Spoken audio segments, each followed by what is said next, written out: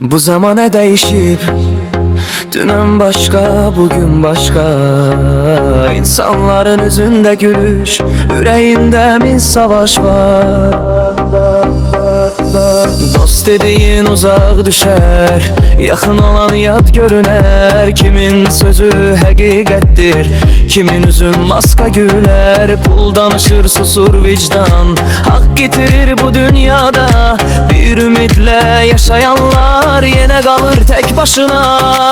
Ama yine sönmez ümit, kalbimizde bir ışık var. Bu zamane ne kadar sert olsa içimizde sevgi yaşar. Zamane, zamane,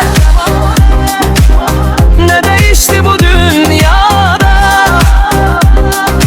Dünen dost olan bugün yat. Herkes söz derdinin yolunda.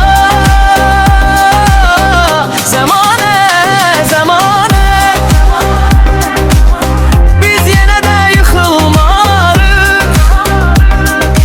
Dünya bizi değiştirse de özümüzden vazgeçmerik.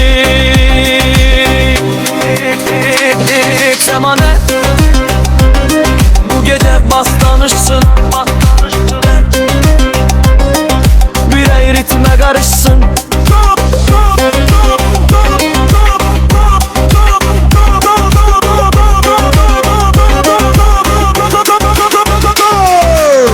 Küçelerde min hikaye, her yüzde bir gizli keder. Kiminse arzusu yarım, kiminse ümidi gelir. Zaman geçirirler gelir, hiç ne evvelki değil. Ama insan kavşağının ya hele güzeldir. Koy zaman değişsin bizi, koy yollar ayrı salsın. Yüreğinde yaxşılık olan hiç vaxt tek kalan bilmez. Zamane, zamane, ne değişti bu dünyada? Dünen dost olan bugün yat. Herkes söz derdinin yolunda. Zamane, zamane,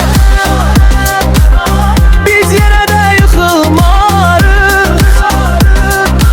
Dünya bizi değiştirse de özümüzden vazgeçmerik. Zamane, her şey geçer, İnsan qalalar, yaxşılıq